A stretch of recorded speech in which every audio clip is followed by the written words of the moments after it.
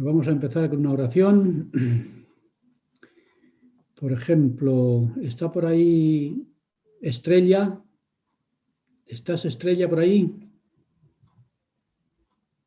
Estrella Martí.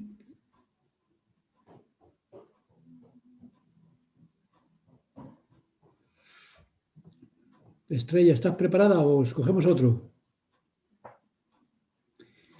Pues Estrella la podemos dejar como la oración final después. Pues venga, vamos allá con Raquel, como está muy animada. Es que lo sabía, Claro, lo sabía. El Señor nos inspira para que no nos pillen la traición. Digo. Pues con la oración de Raquel empezamos la lección. Ok. Amado Padre Celestial, gracias por esta oportunidad que tenemos de aprender de fundamentos de la restauración. Te pedimos que tu Santo Espíritu nos acompañe, que podamos abrir nuestra mente y nuestro corazón y que podamos sentir el amor que el profeta José Smith se merece de todos nosotros. Gracias por pertenecer a tu iglesia, gracias por tener un profeta viviente, gracias por cuidarnos en las muchas y diversas pruebas que tenemos. Tenemos muchos miembros que están enfermos, Padre, que también están en las UCIs y te pedimos que los cuides y que hagas sentir paz a sus familiares si acuden a ti en oración. Ayúdanos siempre a hacer tu voluntad y ayúdanos a ser siempre de buen ánimo. Gracias por el Maestro que tenemos en el sagrado nombre de tu amado Hijo Jesucristo. Amén. Amén. Gracias, Raquel. Muy bien, pues lo que vamos a hacer es lo siguiente. Primero, voy a poner las 5 preguntas que después se desarrollarán en los 6 grupos. Así que voy a poner las 6 preguntas y voy a utilizar esas 6 preguntas como un guión. Así que el guión lo seguiremos con las preguntas. Sirven de sugerencias para que después, cuando nos repartamos en 6 equipos, cada equipo desarrolle su punto con alguna de las ideas que yo he ido presentando y demás, y después ya nos reuniremos de nuevo para discutirlas. Así que vamos adelante con los 6 puntos para los trabajos en equipo.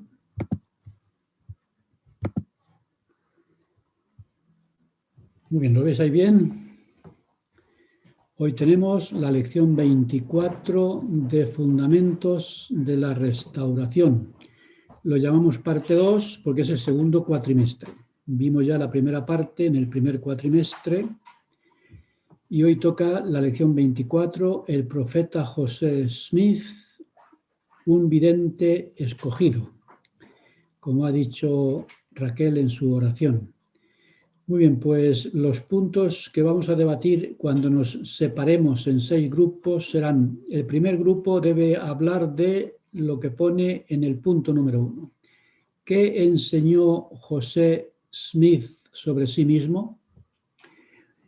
Tenemos como referencia, y podemos utilizar cualquier otra escritura, pero en principio la que dice el manual es José Smith Historia, capítulo 1, versículos 22 y 23. Entonces, ¿qué opinión tenía él de sí mismo? Y esto lo vamos a utilizar también para nosotros. ¿Y qué opinión tengo yo de mí mismo? ¿Qué enseño sobre mí mismo? Esas cualidades que yo descubro en mí mismo me resultan una ayuda o un obstáculo en mi servicio a Dios y en general en mi vida. Pues vamos a verlo. Por ejemplo, tenéis ahí José Smith Historia. Si tenéis por ahí las escrituras, la perla de gran precio, José Smith Historia, el versículo 22. En el versículo 22 dice algo interesante sobre sí mismo. A ver, ¿quién lo tiene por ahí? Que lo lea. Yo lo tengo, Faustino. Venga, adelante, el primero que se anime. Sin embargo, no tardé en descubrir que mi relato había despertado mucho prejuicio en contra de mí entre los profesores de religión, y fue la causa de una fuerte persecución, cada vez mayor. Y aunque no era yo sino un muchacho desconocido, apenas entre los 14 y 15 años de edad, y tal mi posición en la vida que no era un joven de importancia alguna en el mundo, sin embargo, los hombres de elevada posición se fijaban en mí lo suficiente para agitar el sentimiento público en mi contra y provocar con ello una encarnizada persecución.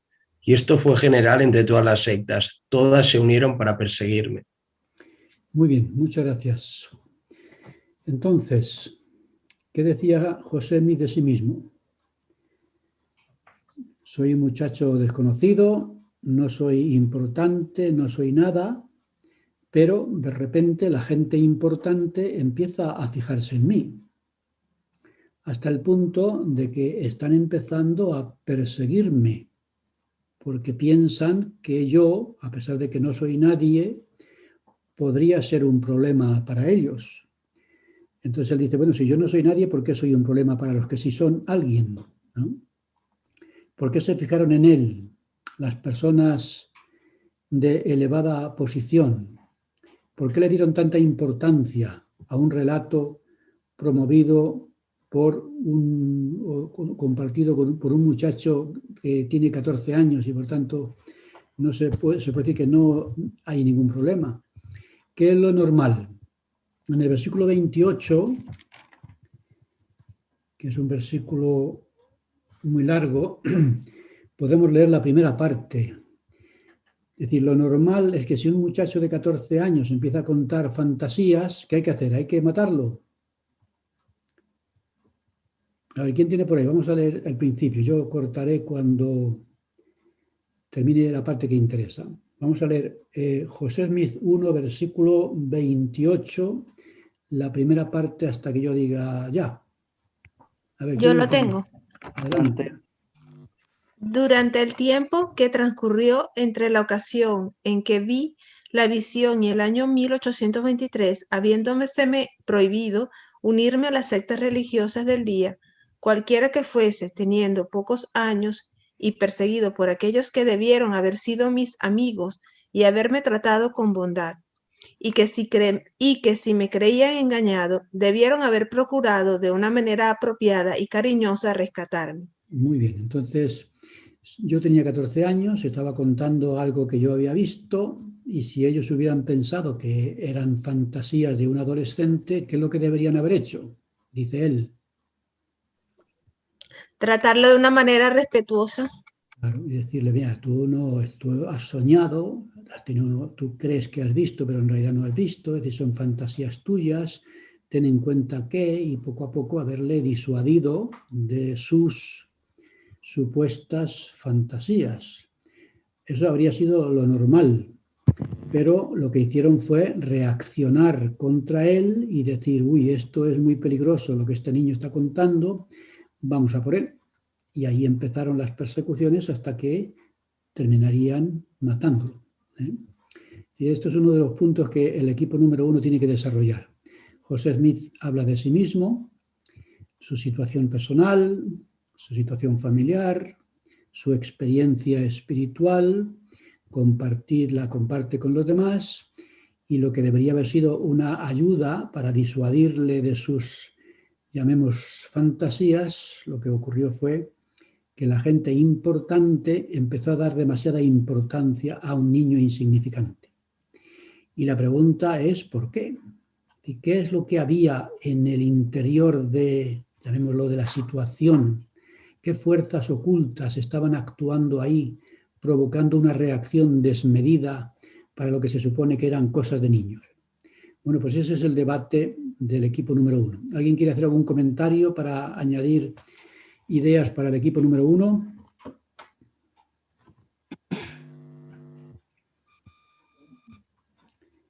Bueno, pues ahí tenéis material. Aquellos que cuando demos al botón o cuando dé yo al botón de los equipos que se formarán aleatoriamente, los que caigan en el equipo número 1, ahí tienen material para trabajar. Muy bien, pues vamos a ver al punto número 2. El punto número 2, ¿quién lo quiere leer?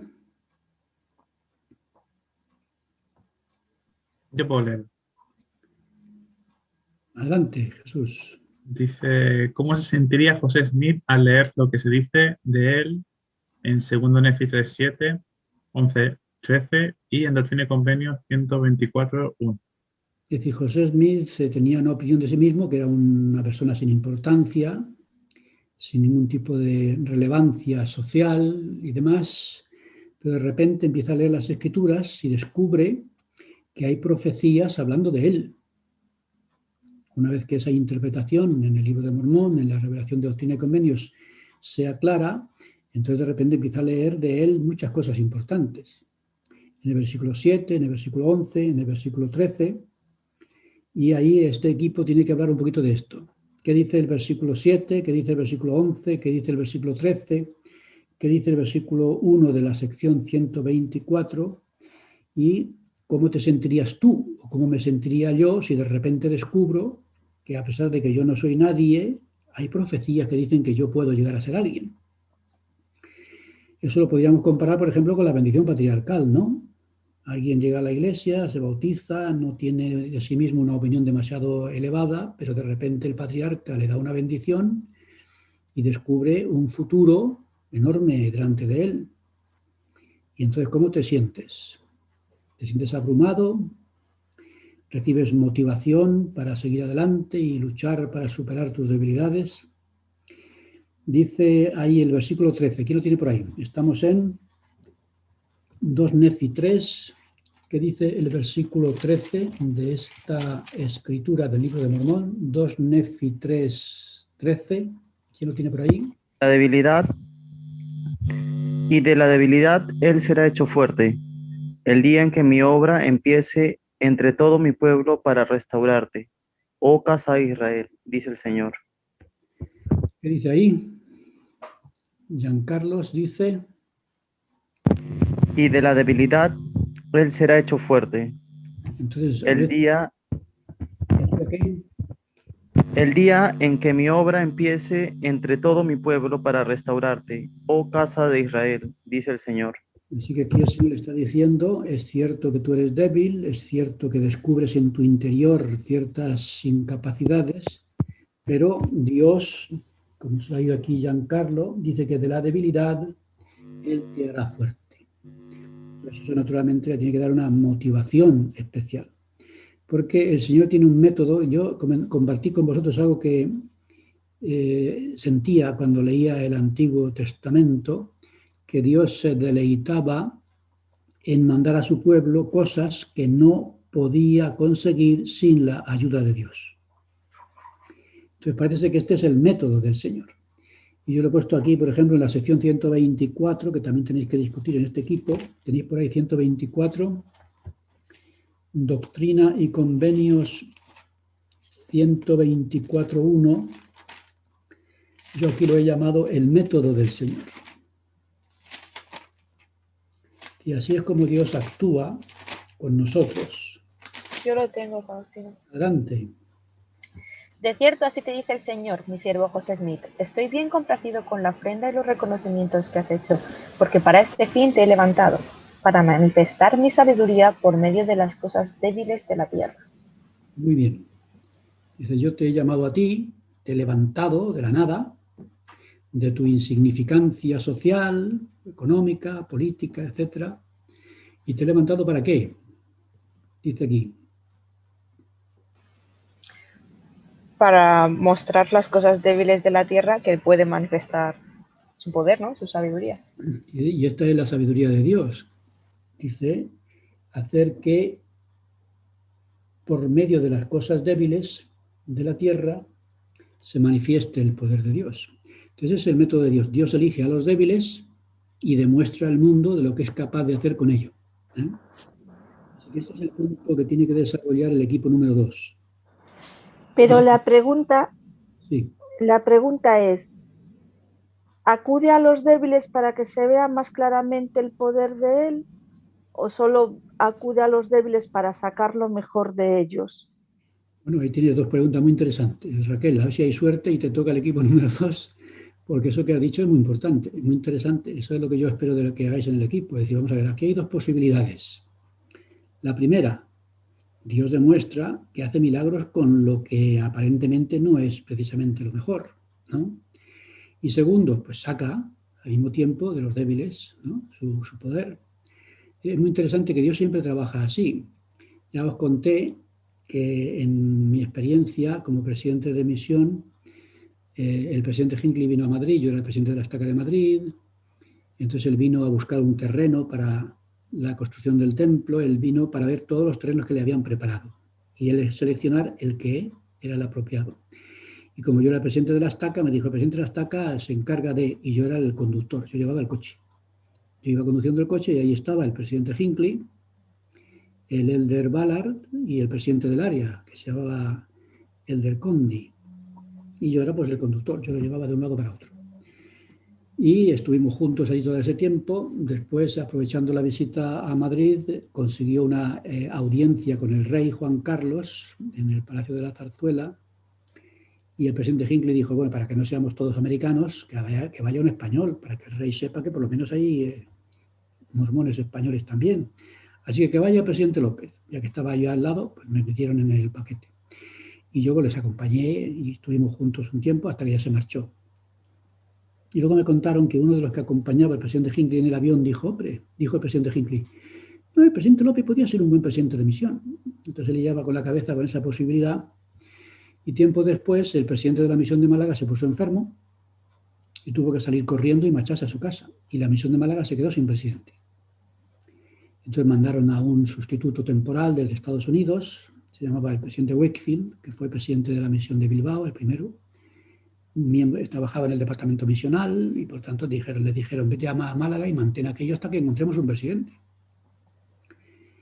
Y que había que improvisar al presidente. ¿A quién ponemos?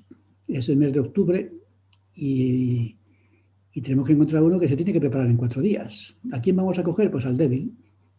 ¿Quién es el débil? Pues el presidente López, presidente de la Estaca de Madrid, que nunca ha sido misionero, que nunca ha tenido experiencia, que no sabía la diferencia entre un distrito y una zona. Los que habéis sido misioneros sí lo sabéis, pero yo no tenía ni idea. Hasta el punto de que cuando llegué allí había 2 asistentes y un montón de gente en la oficina para ayudar al presidente de misión. Así que yo cuando llegué allí, el presidente de misión eran los misioneros, hasta que yo poco a poco fui aprendiendo qué es lo que había que hacer allí. Entonces yo estaba en mi oficina y me llamó el presidente Hinckley. Ya habíamos estado juntos con el templo. Presidente López, vaya, ¿cómo está usted? ¿Bien? ¿Y el templo? Yo creo que bien, sí, va muy bien, dijo él. Claro, si lo sabía él mejor que yo. Entonces me dice lo siguiente. Presidente López, no tenemos tiempo para relevarle como presidente de Estaca.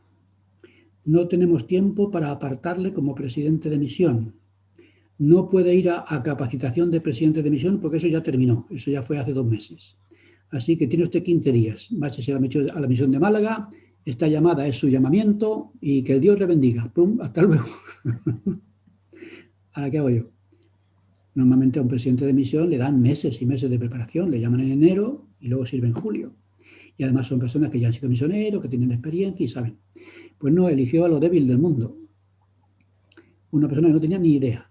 Y en 15 días metí a toda mi familia en el coche, a todos los niños y a mi esposa, y ahí nos metimos, y ahí en el coche nos fuimos hasta Málaga. Y al principio pues yo estaba más perdido y allí hice lo que pude y poco a poco fui aprendiendo sobre la marcha. Y luego con el tiempo, cuando ya nosotros íbamos a servir, en lugar de 3 años que sirve un presidente de misión, íbamos a servir 2 años y 9 meses, porque a mí me llamaron 3 meses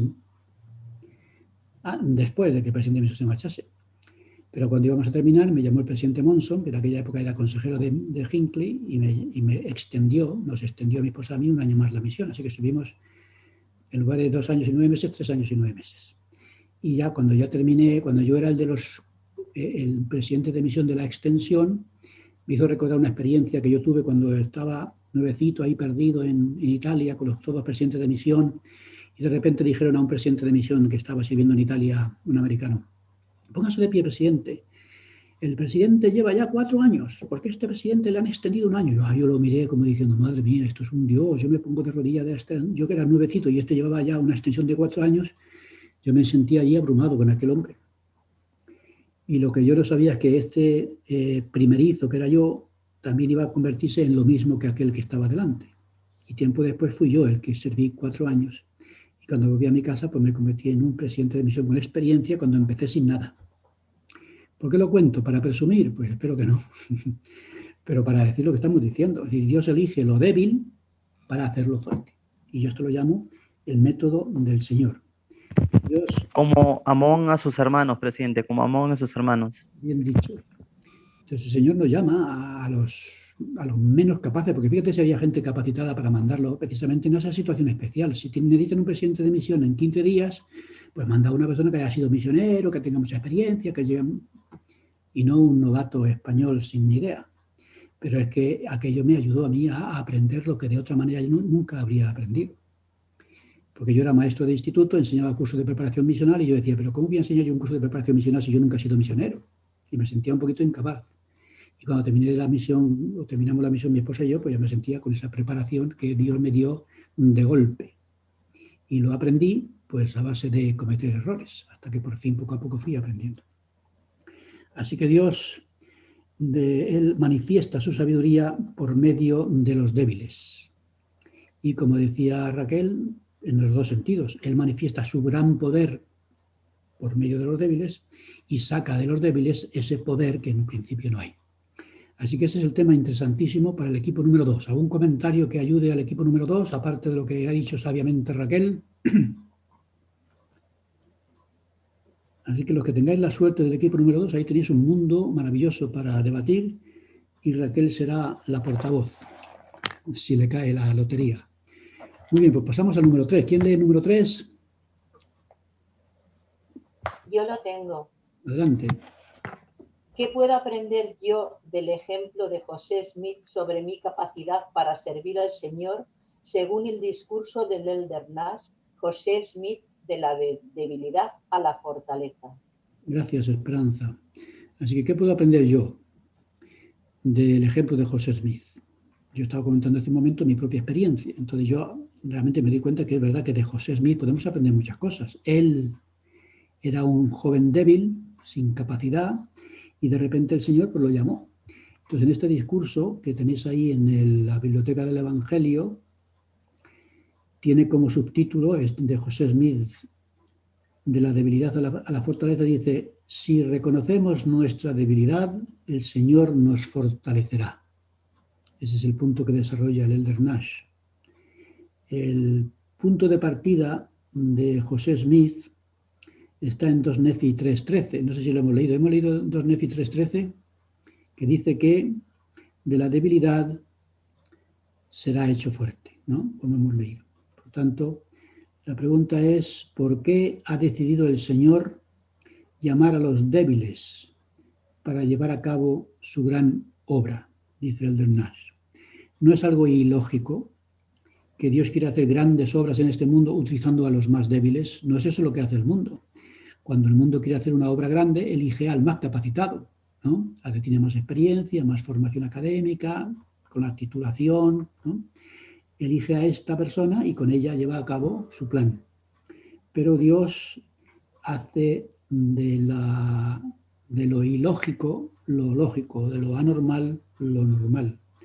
Y como decía muy bien Raquel, Él está motivando a los débiles para que ellos busquen la fortaleza en el Señor.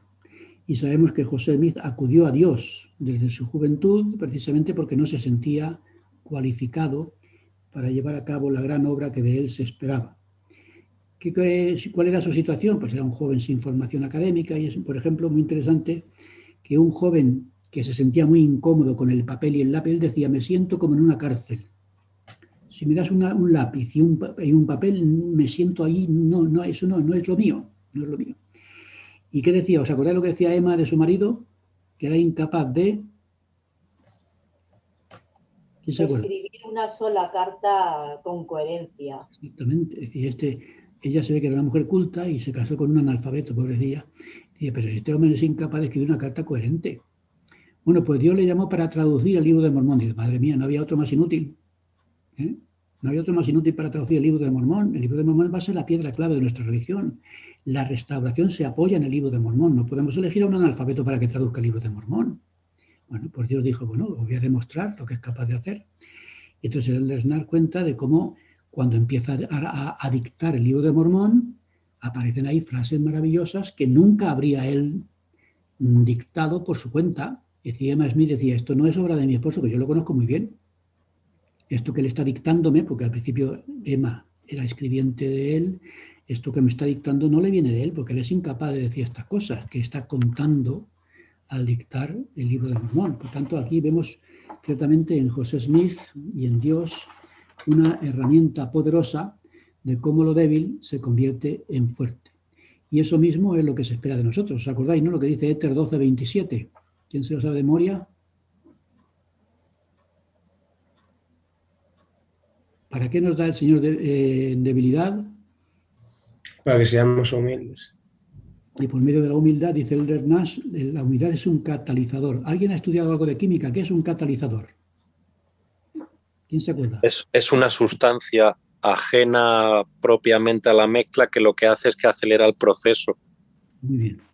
Entonces, en una reacción química añades un catalizador y con una temperatura adecuada, porque a lo mejor esa reacción podría tener una temperatura desorbitada y destruir lo que está haciendo, el catalizador acelera el proceso sin que la temperatura destruya el resultado. Bueno, pues dice que la humildad es un catalizador para que se manifieste en nosotros el poder de Dios. Por eso dice en Éter 12:27 que Dios nos da debilidad, nos da debilidades para hacernos humildes. Y una vez que somos humildes ya estamos preparados para desarrollar el poder divino. Y eso es lo que tenéis que desarrollar en la clase. Como dice 2 Nefi 9:42, descender a las profundidades de la humildad. Y eso es lo que hizo José Smith mediante la oración y demás. ¿Y os acordáis lo que dijo William Tyndale, que lo cita también ahí el de Nash? ¿Qué dijo el de William Tyndale en el siglo XVI? ¿Os acordáis? William Tyndale ayudó a traducir la Biblia al inglés, cosa que estaba prohibido antes de eso, incluso casi se jugó la vida al hacerlo. Y dijo que iba a enseñar a alguien que empuñara un arado. Hasta que supiera de las escrituras mucho mejor que todos aquellos eruditos que tenía delante. Uh-huh. Piensan que José se aplica muy bien, ¿no? Es una conversión fácil, ciertamente, de esta profecía. Muy bien, pues ahí tenéis un tema también apasionante, el tema número 3 para el equipo. Aquellos que caigan en el equipo número 3, tienes aquí esto de qué puedo yo aprender. Primeramente, qué aprendió José Smith y qué puedo aprender yo de él en mi propia vida, en mi propia experiencia. Equipo número 4, ¿quién tiene por ahí? ¿Quién lo quiere leer? Rápidamente. Equipo 4. ¿Qué dijeron de José Smith los que lo conocieron según las siguientes personas? El presidente Oakes, en su discurso José, el hombre y el profeta, Jane Snyder Richards, Edwin Holden, Eliza R. Snow y Mary Frost Adams. Muchas gracias. Entonces ahí tenéis en el manual las palabras del Elder Oakes, citando a Hyrum Smith o a Brigham Young y contando pues, que José Smith era un hombre de la frontera, ¿no? Un hombre normal, lleno de debilidades que nunca ocultó. Pero es muy interesante, José Smith era siempre muy humilde y él nunca se las dio de perfecto, como otros, ¿no? Él nunca se las dio de perfecto. Y gracias a eso fue progresando y desarrollando y lo querían y él quería mucho a los demás. Así que el Elder Oakes hace incluso una lista de los logros. A los 14 años primera visión, a los 17 envió a Moroni, a los 21 tradujo el libro de Mormón, recibió las planchas, a los 23 tradujo el libro de Mormón, a los 25 ya llevaba la mitad de Doctrina y Convenios, etc. Entonces José Smith progresó rápidamente. Y hay muchos comentarios interesantes en la hermana Snyder, en el hermano Holden, Eliza y Mary Frost Adams. Así que el equipo el número 4, que busque estas citas y hagan un debate sobre lo que contaban de José Smith los que lo conocieron. ¿Un comentario sobre el punto número 4? Ahí también hay un tema muy importante. ¿De qué opinión tenían de él, de José Smith? Y esa opinión pues era el ejemplo que él daba. Nosotros podemos sacar muchas conclusiones sobre José Smith, leyendo por aquí y por allá, ahora lo comentaremos. Pero los que lo conocieron de verdad, que estuvieron con él, esto es lo que cuenta. Y esto es muy importante, conocer el testimonio de primera mano. Aquellos que estuvieron con él y que hablan de lo que vieron, no de lo que leyeron. Porque muchos de los ataques que hay contra José Smith hoy en día no es de los que lo conocieron, sino de los que han leído y han leído donde no debieron leer. comentaremos las fuentes que se utilizan para después desarrollar prejuicios contra José Smith totalmente injustos. Había una maestra que trabajaba en la casa de los Smith y habla que cuando escuchaba a José Smith hablar cosas respecto a la iglesia o en la familia, mientras que cada vez lo escuchaba, se daba más cuenta de que era una persona muy diferente, muy humilde, eh, ella aceptaba un poco más, creo, si no recuerdo, lo que hablaban de él, que era un profeta, ¿no? ¿Quién era esa? Es una de las que está aquí, ¿no? La maestra es Eliza R. Snow. Exactamente, la Sí, hermana sí. Snow. Sí, sí, Muy sí. bien, pues ese comentario muy interesante, gracias. Y en el grupo es el momento de debatir esto que has comentado tú y más cosas que ahí podéis encontrar. Es decir, ¿qué contaban de José Smith los que lo conocieron? Que hay que tener en cuenta mucho más, en mi opinión, que lo que cuenten los que no lo conocieron y solamente se basan en lecturas, muchas veces de origen no muy fiable, ¿no? Muy bien, pasamos al equipo número 5. ¿Qué dice el punto número 5 para el equipo que le toque? ¿Cómo podríamos responder a las críticas contra el profeta José Smith? Discurso de Elder Andersen, ¿no? Gracias, Andrea. Esto es muy interesante. Aquí el Elder Andersen pregunta qué razones tienen muchas personas para rechazar a José Smith. Y él comenta algo que me parece apasionante para el equipo que lo discuta. Y dice que los que no creen en Dios, ni en lo celestial, ni en lo sagrado, no pueden creer en José Smith. ¿Por qué? Pues porque José Smith vivió en constante contacto con estas cosas. Es decir, José Smith es un ejemplo de alguien que vive en el otro lado, en la parte de lo sagrado, no en la parte de lo profano. Entonces, si leemos sobre José Smith, es una cosa tremenda, porque lo que leemos de él es que tenía mucho interés por la religión, que eso le llevó a investigar, a estudiar la Biblia, a ofrecer una oración, y a partir de ahí empieza su contacto constante con lo sagrado. La primera visión, el ángel Moroni, las planchas de oro, la traducción con el poder de Dios, la restauración del sacerdocio de Aarón, la restauración del sacerdocio de Melquisedec, las llaves por medio de Moisés, Elías el profeta, y todas las apariciones y experiencias que tuvo. Por tanto, José Smith es un ejemplo de alguien que vive, digamos, en lo sagrado, permanentemente. Entonces, claro, la pregunta mía es, que lo podéis debatir en el grupo, si alguien no cree en Dios, ¿puede creer en José Smith? Si alguien vive en lo profano y no en lo sagrado, ¿puede aceptar todo lo que contaba José Smith? José Smith representa la vida en lo sagrado. Si quitamos lo sagrado, desaparece José Smith. Y si quitamos la primera visión, desaparece José Smith. Si quitamos el libro de Mormón, desaparece José Smith. Si quitamos la restauración del sacerdocio por Juan el Bautista y Pedro, Santiago y Juan, desaparece José Smith. Y si quitas lo sagrado, José Smith desaparece. Solamente lo sagrado hace que José Smith exista. Entonces, si yo no creo en Dios y no creo en lo sagrado, José Smith para mí no existe. Es un falsificador, un farsante. Por eso, para creer en José Smith hay que creer en lo sagrado. Pero desde lo profano, que es lo opuesto a lo sagrado, no se puede aceptar a José Smith. Y esto es más o menos lo que comenta el Elder Andersen, que la incredulidad hace que no se crea en José Smith. Y además pasa una cosa muy interesante. No solamente rechazan a José Smith, sino que le atacan.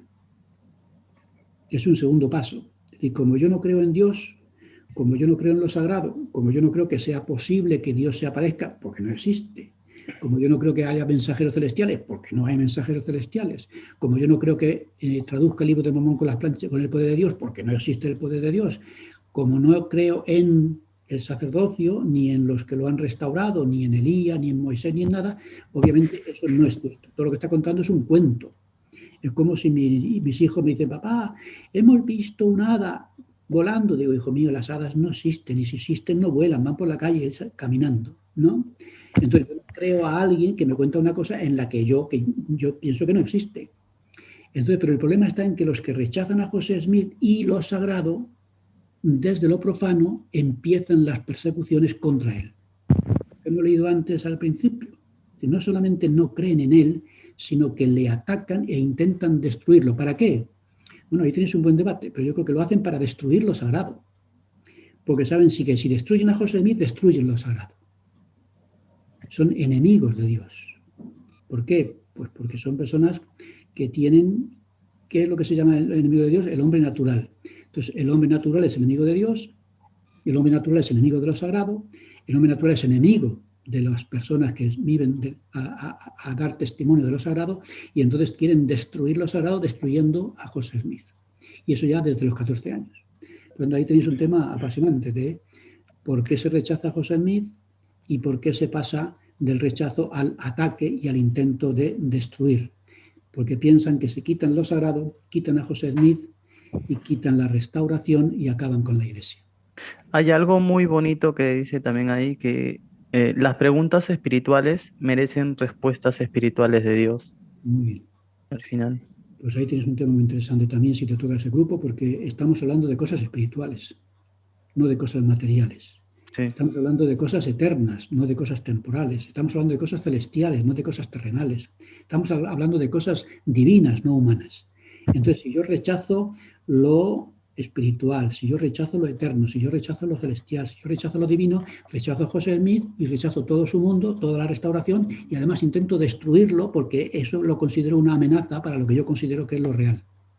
Así que hay un tema apasionante para escribir una tesis doctoral, y en 15 minutos tenéis que desarrollarlo. Los que tengáis este equipo 5, yo siento envidia de los de equipo número 5. Así que ánimo. Y terminamos con el equipo número 6. Una cosa. ¿Comentario? Sí. Pues quería comentar que no solamente la incredulidad hace que no creamos en José Smith y en su obra, sino que también por desobediencia se puede perder la credibilidad en Dios y en las cosas sagradas. Cuando las personas son desobedientes, se apartan de Dios, llega un momento en que no ven estas cosas claras. Y bueno, yo lo digo porque me toca de lleno, y además tú lo sabes, este tipo de acontecimientos, ¿no? Que una persona que ha sido fiel creyente, que ha sido obediente, de repente pues deja de creer en esto por desobediencia y se vuelve enemigo. Gracias, Esperanza, yo sé que lo has sufrido. Entonces, cuando desobedecemos, perdemos el espíritu, y cuando perdemos el espíritu, perdemos el mundo espiritual. Y a partir de ahí nos convertimos incluso a veces en personas que reaccionan contra. Pues eso es un punto muy interesante. Gracias, Esperanza. En el equipo número 5 podéis añadir también este comentario sabio de Esperanza por propia experiencia. Pues ahí tenéis un tema apasionante, el equipo número 5. Así que ánimo. Y el equipo número 6. ¿Qué fuentes son dignas? Estamos hablando de qué fuentes utilizamos para esto que estamos hablando. Es decir, si yo quiero saber sobre José Smith, si yo quiero saber sobre su obra, ¿cuáles son las fuentes dignas de confianza? Las fuentes que me dan un rigor. Porque desgraciadamente a veces somos tan superficiales, tan, ¿cómo lo llamamos? Poco rigurosos, que entramos en Internet, leemos cualquier comentario y a partir de ahí ya todo empieza a volverse del revés. A mí me pasó una vez en Internet, a mí no me pasa nunca, porque yo no entro en esas, no le voy a llamar más, pero alguien me dijo, oye, ¿y en vuestra iglesia qué hacéis en los templos? Y yo dije, que no sé qué contestar, porque me parece que no se puede hablar de lo que pasa en los templos. Por ejemplo, cuando vosotros os casáis, ¿cómo es el casamiento dentro del templo? Y yo, para saber que responder, digo, bueno, pues voy a entrar en Internet a ver si la Iglesia ha puesto algo de información básica que me permita a mí contar sin pasarme de lo sagrado a lo profano. Y entro allí y de repente veo un sellamiento en una película. Digo, no, pero no sabía yo que había películas de sellamientos. Y cuando me di cuenta que eso no era de la Iglesia, que eso había sido un miembro de la Iglesia, de estos que ya conocemos, que entró con una cámara y grabó el sellamiento. ¿Por qué? Pues no sé. Porque era un divulgador, digo yo, no sé. Entonces, claro, si queremos vivir de eso, lo podemos hacer. Entramos en Internet y ahí encontramos de todo. Todo. Y si no somos rigurosos, pues es como cuando Uno va a la universidad y de repente el profesor le dice, oye, me parece muy bien que te guste Google y Internet y tal, pero eso no vale para esta universidad. Es decir, si tú quieres hacer una tesis doctoral o una licenciatura o un grado, tienes que utilizar unas fuentes un poco más rigurosas. No puedes vivir de 4 notitas en Internet, ¿no? Y si eso no es válido en el mundo académico, tampoco es válido en la Iglesia, si queremos ser rigurosos. Por eso el equipo número 6 tiene que hablar de cuáles son las fuentes que debemos utilizar para asegurarnos de que la información que obtenemos de José Smith y de su obra, hablando concretamente, son dignas de confianza y podemos utilizarla como referencia y no caer en el engaño propio de los ignorantes o los comodones, ¿no? Porque es más fácil entrar en Internet, leer un comentario y ya está, ya he terminado. En lugar de decir, no, voy a leer las escrituras y voy a estudiarlas a fondo, voy a aprender lo que tengo que hacer. ¿Os acordáis, no? Presidente Ous, ¿qué hizo el presidente Ous para aprender sobre José Smith? ¿Cuánto tiempo le dedicó? ¿Os acordáis? Porque de eso hablamos, me parece, en la clase pasada. ¿Cuántos años dedicó a José Smith? 65. 65 años, que no es lo mismo que, ¿no?, entrar en Internet y leer un parrafillo y ya está. Yo ya sé quién es José Smith, si el otro día lo leí en Internet. Entonces, claro, cuando alguien haga eso, pues a mí me entra un poco de pena, y qué pena, ¿no? Miembros de la Iglesia tan superficiales, tan ignorantes, tan cabeza hueca, no pueden ir a ninguna parte, los engañan con una caña, ¿no? Que son los tontos de Carabaña, con perdón, es un dicho. Muy bien, ¿algún comentario sobre el equipo número 6 y nos separamos? Bueno, pues ahora cuando yo quiero hacer un comentario sin abusar de cámara. Por favor. Es que como, a ver, ahora es muy fácil encontrar más información fidedigna en las páginas de la Iglesia y bueno, con esto que han publicado de Joseph Smith Papers, esto es maravilloso, que lo podemos leer incluso en español con el Google. Pero antes era muy complicado encontrar información de detalles de la vida de José Smith. Entonces, yo digo mi experiencia, cuando no había esta información, yo empezaba a ver las cosas positivas que tenemos de José Smith y así fue como salí adelante ante tanta crítica que me llovió encima, ¿no? Y tanta avalancha contradictoria. Yo siempre me fijaba en las cosas positivas y esperando que el Señor me revelara la información que tenemos ahora, como ha ocurrido. Pues eso es muy importante, gracias, Esperanza. Incluso el presidente Ous empieza diciendo, yo cuando quise saber, leí los 7 volúmenes de historia de la Iglesia. Claro, que no sabe inglés no lo puede leer, pero vamos, es que hay que leer 7 volúmenes. ¿Eh? Y yo me pregunto, ¿cuántos miembros de la Iglesia están dispuestos a leer volúmenes de...? Yo tengo muchísimos libros interesantísimos sobre la Iglesia, escritos por los eruditos y teólogos de la Iglesia, muy interesantes y necesarios. Así que si no sabemos inglés, no importa, como quien dice Esperanza, hay mucho material traducido y podemos aprender. Así que tenemos que ser rigurosos para no caer en la superficialidad. Y ese es el punto del equipo número 6.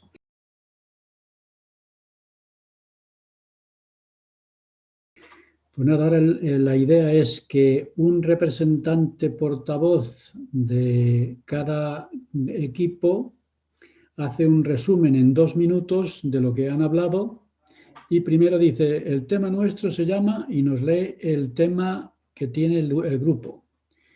Y después hace un resumen en 2 minutos de lo que habéis hablado. Y así entre todos tomaremos unos 12 minutos. Y luego ya añadiremos algún comentario para concluir. Pues adelante, el equipo número 1, ¿quién es el representante? Yo misma. Mónica, ¿cuál es el tema de vuestro grupo o equipo? El tema de nuestro grupo es ¿qué enseñó José Smith sobre sí mismo en José Smith Historia 1 del 22 al 23? Venga, 2 minutos para resumir. Bueno, pues lo que aprendemos es que es muy humilde, ¿no? Que desde el principio él sabe que al ser débil necesita la ayuda de Dios. Él se ve como un joven de campo, ¿no? Que apenas tiene estudios, que tenía que trabajar para ganar su sustento, que no era un erudito ni nada. Entonces, como el que él despertara tanta agitación entre los líderes de otras religiones, pues como que le asombraba. Y vemos en ellos su humildad, ¿no? El decir, que ni siquiera el que fueran importantes económicamente, una familia importante o algo, no, es como, yo no soy nadie, como, y aquí la gente se enfada contra mí. Entonces hemos hablado de que él se ve muy humilde, que aprendemos eso, que aprendemos que él podía comprender a lo mejor con los años la grandeza de la obra que se le había encargado, por eso siguió haciéndola a pesar del sufrimiento que le pudo ocasionar, pero que él a lo largo de los años pues nunca cambió su perspectiva de pensar que era un hombre que no era suficiente para lo que se le había encargado y que eso es lo que le hacía recurrir a Dios, y el poder hacer la obra grande de Dios, como hemos dicho. También hemos hablado un poco de por qué la gente pudo responder de ese modo, como habíamos dicho al principio, de que no es lo lógico que respondas con esa ira ante una visión, ¿no? O lo que decía un joven. Y hemos hablado de que Satanás alentaba el corazón de los hombres, los agitaba porque Satanás sí sabía que era verdad, entonces quería parar esta obra. También hemos hablado de que también podía ser envidia.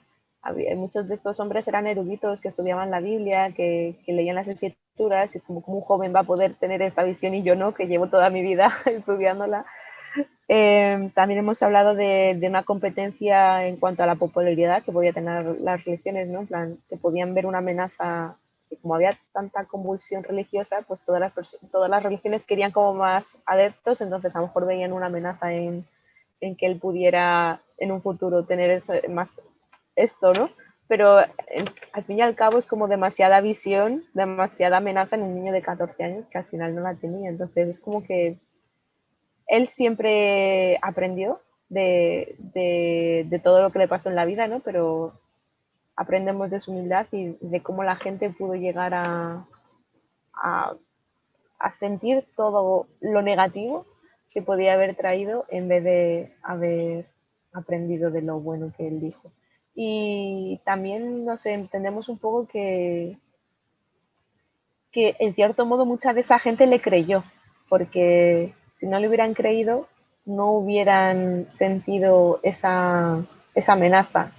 Entonces, mucha gente de la que se opuso, yo creo que en el fondo sabían que había visto eso y por eso querían pararlo. Pero bueno, me estoy yendo por las ramas. Aprendemos mucho de su humildad y de que gracias a eso él pudo sacar la fortaleza de Dios aquí en su obra. Muchas gracias, Mónica, por el buen resumen y por el buen trabajo del equipo. Siguiente equipo, equipo número 2. ¿Quién es el portavoz?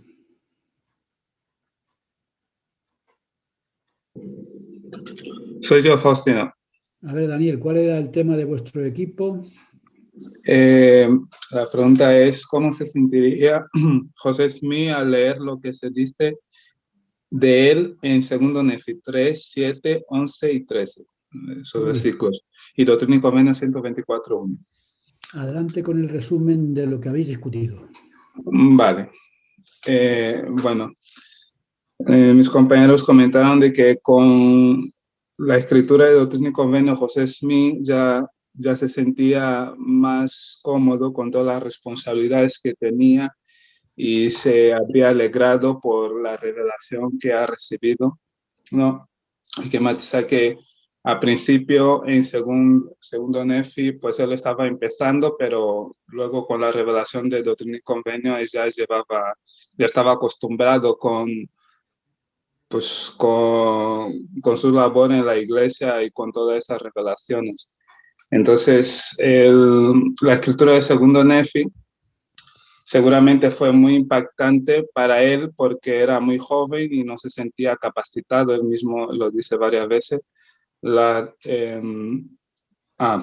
dos escrituras dicen lo mismo, pero es importante, vale, lo que acabo de decir, ¿no? Vale. También es importante darse cuenta de que José Smith era un chico humilde, un hombre humilde, y eso, por su humildad, seguramente lo ayudó a entender esas palabras que dicen en segundo Nefi 3, y que estuviera dispuesto a aprender de Dios a pesar de que él supiera la consideración que tenía Dios sobre él. También hemos comentado que para él fue un consuelo después de leer sus versículos o recibe esta revelación, ya que se sentía incapaz y preocupado por las persecuciones que tenía constantemente. Y además Dios, segundo Nefi 3:13, le promete que lo haría fuerte entre todo el pueblo, ¿no? A lo mejor él pues también seguramente temería por su vida y por la de su familia. Y bueno, si Dios le promete que sería fuerte entre todo el pueblo, es que viviría algunos años más para disfrutar. También creemos que se sentiría todavía más abrumado con las palabras que la promesa que ha recibido en Doctrina y Convenios, segundo Nefi 3 y los versículos 7, 11 y 13, porque le dice Dios que él había sido llamado desde antes de esta tierra y como vidente, y bueno, siendo un chico joven de 21 años cuando estaba traduciendo el libro de Mormón, pues eso sería algo abrumador, aparte de todo lo que ya estaba pasando por su vida. Y ya está, eso, resumidamente es lo que hemos estado comentando. Gracias, Daniel, por ese buen resumen. Equipo número 3. ¿Quién es el portavoz? Hola, soy yo, Miriam. Miriam. Miriam. ¿Cuál es vuestro tema, Miriam? Vale, pues nuestra pregunta era, ¿qué puedo aprender yo del ejemplo de José Smith sobre mi capacidad para servir al Señor según el discurso del Elder Nash? José Smith, de la debilidad a la fortaleza. Entonces hemos hablado de varias cosas, así que voy a hacer un resumen, pero seguramente hemos comentado más cosas. Primero, recordar que sí es verdad que él no era erudito ni nada, la verdad es que era bastante humilde, pero igual el Señor le capacitó y le ayudó a seguir progresando y a ser capaz de llevar las cosas a cabo, ¿no? Como el Señor no la abandonaba simplemente como apáñatelas, ¿no? Capacita al que llama, ¿no? Por otra parte, nos gusta cómo José Smith siempre confiaba en el Señor, y aunque él muchas veces no sabía cómo llevar las cosas a cabo, por ejemplo, cuando le mandó construir un templo, al principio no sabía cómo, pero él confiaba en el Señor y en que sabía que lo tenía que hacer. Otra cosa es cómo llevarlo a cabo, que confiaba también en que el Señor le guiaría a saber cómo hacerlo.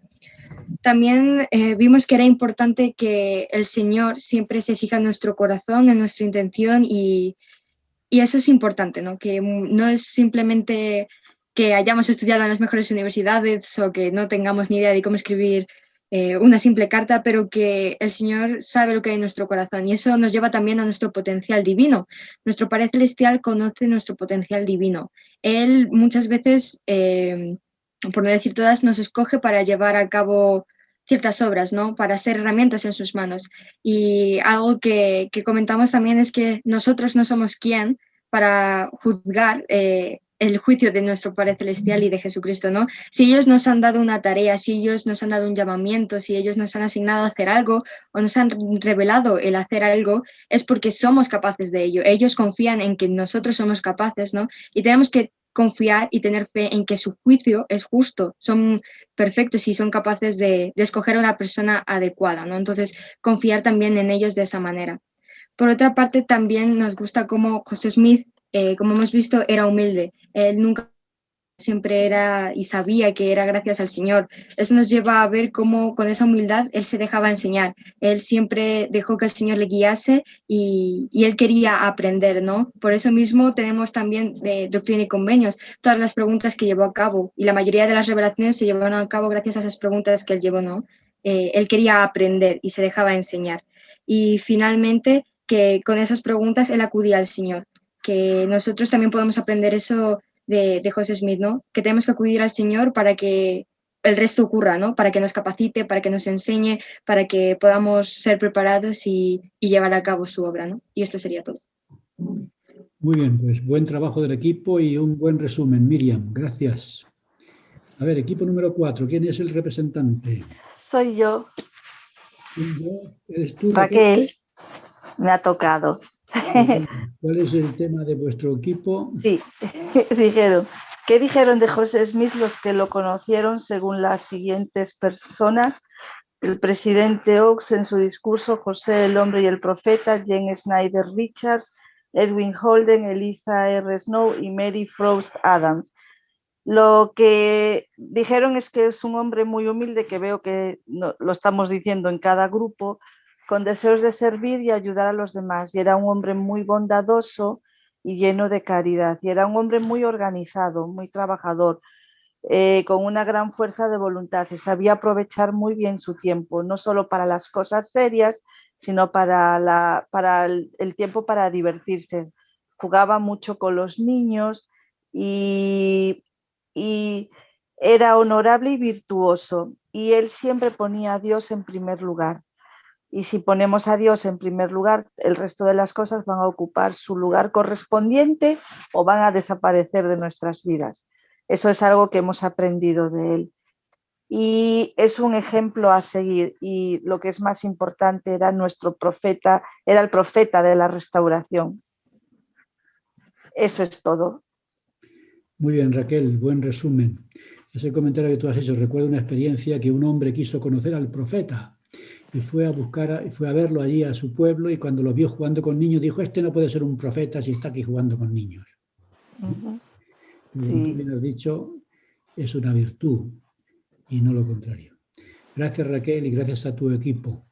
Equipo número 5, ¿quién es el jefe? El representante de los jefes. Aquí yo presento. A ver, Jesús, ¿cuál es vuestro tema? Dice, ¿cómo podríamos responder a las críticas contra el profeta José Smith? Discurso del general de José Smith. Bueno, estuvimos hablando un poco sobre qué cosas podemos decir, ¿no? Y algunas de las críticas que suelen haber. Y bueno, una de ellas, pues, por ejemplo, citar las escrituras, ¿no? Para que ayuden a defender nuestro convencimiento de que esto es verdad. Hablamos de que Internet no siempre dice la verdad, no es la fuente principal, ¿no? Es otra fuente que puede causar dudas.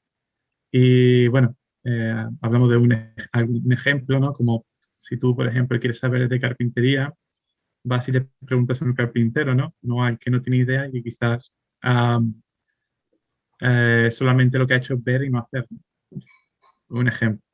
También hablamos de que también para poder defender y responder a este tipo de críticas hay que tener valor, bastante valor, porque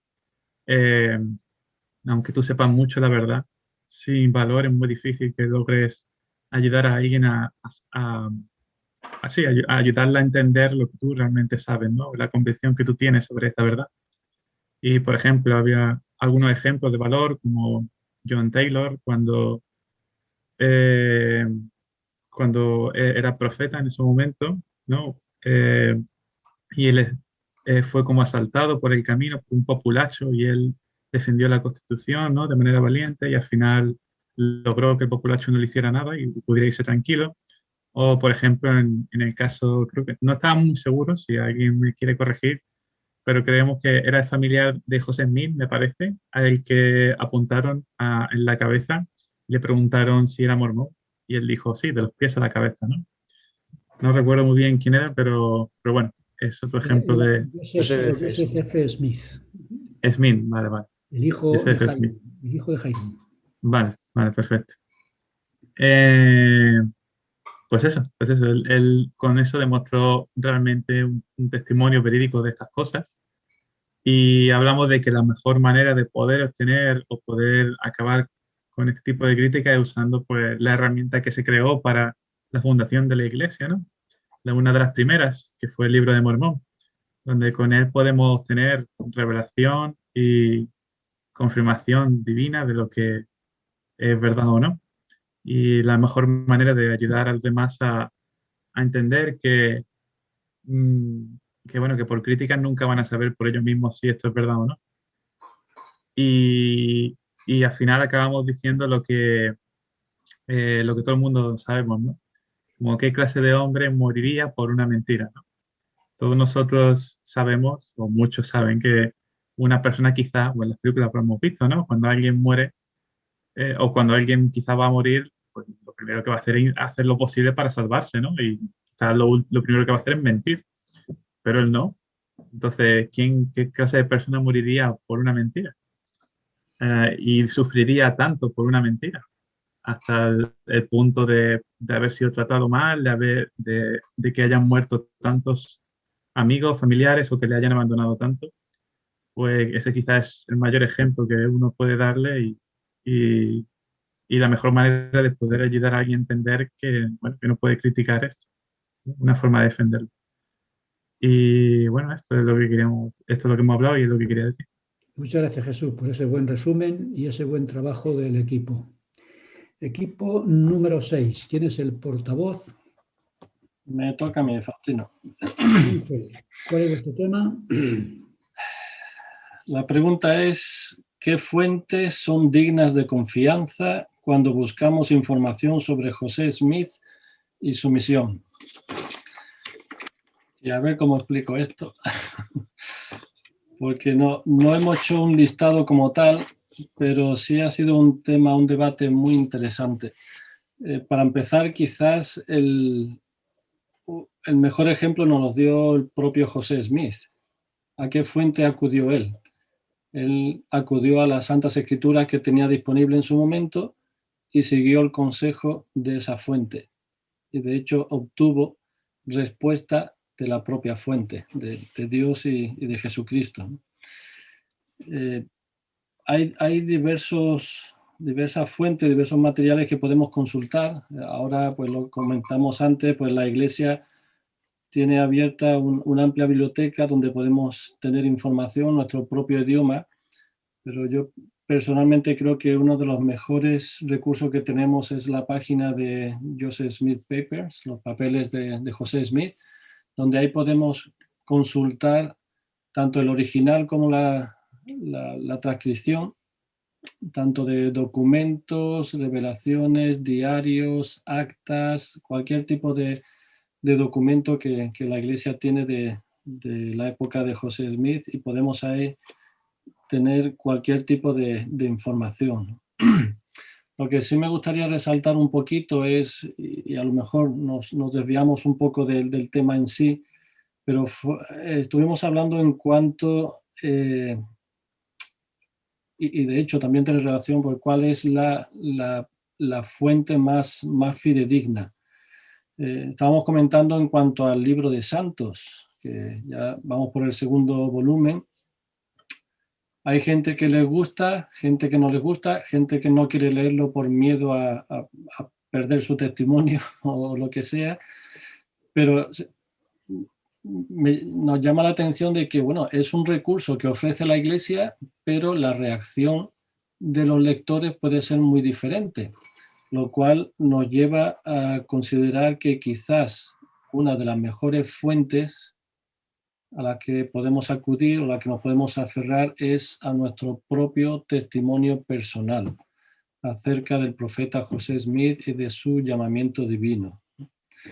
Porque una vez que seguimos su ejemplo de acudir al Señor y recibir una respuesta personal e individual en cuanto a la veracidad del profeta, de su llamamiento, entonces eso se convierte en un fundamento seguro que no nos va a mover, venga la información que nos venga de un lado a otro. También se hizo el comentario de que vivir, en cuanto a vivir la doctrina. A mí me hizo recordar el pasaje de 2 Nefi 32:3, donde se nos dice que las palabras de Cristo os dirán todas las cosas que debéis hacer. Y realmente es así. Si queremos saber si un mandamiento es verdadero o si algo es verdadero, lo mejor que podemos hacer es ponerlo en práctica, ponerlo a prueba. Entonces vamos a tener un conocimiento perfecto y personal de que es así. Hay una frase corta del profeta José que yo creo que resume todo lo que hemos estado comentando de por qué él hizo lo que hizo y al precio que lo hizo, ¿no? Y es cuando él comenta que yo lo sabía y sabía que Dios lo sabía y no podía negarlo. Yo creo que ese en gran parte fue el motor que llevó al profeta José. Y para terminar, y corroborando un poquito lo que hemos comentado en cuanto quizá la fuente más segura puede llegar a ser nuestro testimonio personal individual, es recordar el pasaje de Alma 4:19, cuando Alma dejó su asiento judicial, dejó su trabajo, se dedicó a predicar el Evangelio, porque según él dice y dejó registrado el libro de Mormón, no había manera de rescatarlo sino con la fuerza de un testimonio puro. Y quizás, y vuelvo a insistir, quizás esa sea una de las fuentes más seguras y más certeras, el llegar a tener un testimonio puro del divino llamamiento del profeta José, ¿no? Toda la información que podamos estudiar y aprender de él nos puede ayudar a afianzar ese testimonio que tenemos. Más o menos nuestro resumen. Muchas gracias, Ángel, por ese excelente resumen y por el buen trabajo del equipo. Muy bien, tenemos unos minutillos. Si alguien quiere hacer algún comentario o una pregunta para que no quede nada pendiente antes de terminar la lección. Bueno, a mí me gustaría decir algo, Faustino. Adelante, Rafa. ¿Vale? A mí me ha gustado mucho el estudio que hemos tenido en nuestro grupo, porque la verdad que puede aprender bastante acerca de José Smith, ¿no? De los detractores también de José Smith. Y yo me hago muchas veces la pregunta, ¿no? ¿Por qué hay personas, por qué los mayores detractores de José Smith son personas que antes fueron miembros de la iglesia? ¿Qué les lleva a esas personas a poder cambiar ese chip cuando antes amaban a José Smith y de repente se cambian y como que lo maldicen, ¿no? Yo muchas veces eso me lo pregunto, ¿no?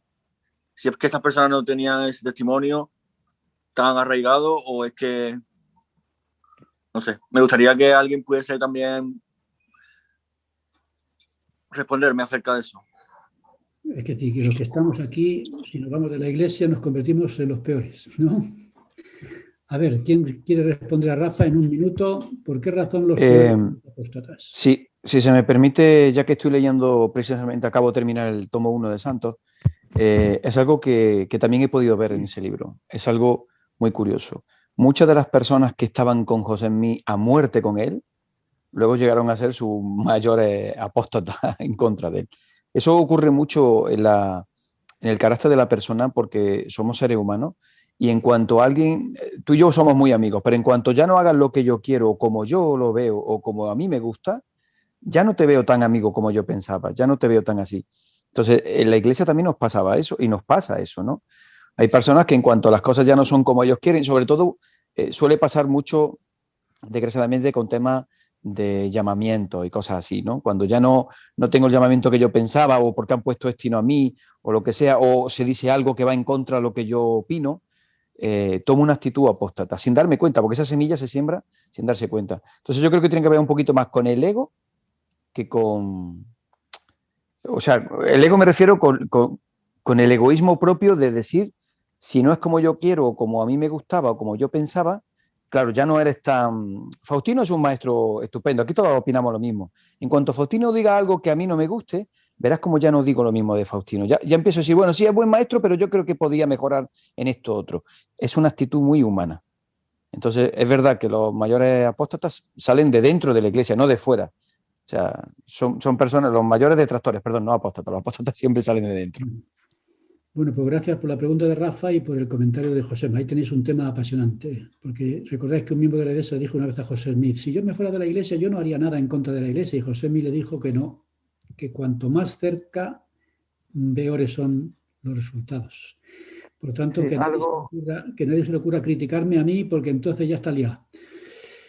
Como ha dicho José. A ver, Giancarlos, tienes un minuto y cerramos. Algo que me hizo recordar lo que comentó Josema era que lo que pasó con los que fueron excomulgados de la iglesia, con David Whitman, por ejemplo, que nunca volvió a la iglesia, pero algo sí fue bien claro, que nunca negó su testimonio sobre las planchas, a pesar de que se fue y fue excomulgado de la iglesia, ¿no? Es algo que me hizo recordar el comentario de Josema. Además, casi podemos decir que David Whitmer se marchó y no creó muchos problemas, me parece a mí, en la historia. Así que sería una buena excepción. Bueno, pues terminamos con una oración, porque ya el tiempo es la hora de la cena y se nos va a enfriar la cena los que tengáis cena. Yo antes pedí la última oración a Estrella, pero no sé si Estrella está por ahí. ¿Estás por ahí, Estrella? O... Sí, estás ahí, Estrella Martí. Sí, voy. Nos ofreces la última oración, Estrella, y con tu oración nos despedimos hasta la semana que viene. Vale. Padre Celestial, gracias por poder estar aquí y por aprender siempre de tu Evangelio y de José Smith. Gracias por darnos las fuerzas para seguir adelante y gracias por abrirnos nuestras mentes y gracias por darnos este curso. Te pido que todo pueda salir bien, que nos bendiga y todo esto lo digo en Jesucristo. Amén. Amén. Gracias, Estrella. Buenas noches a todos y Chao, hasta el próximo. hasta la semana que viene. El Día del Padre, Faustino, cuando no te vea. Felicidades a los padres abuelos. Sí, a Chao. todos. Chao. Feliz semana. Chao, chao. Igualmente, gracias. Chao.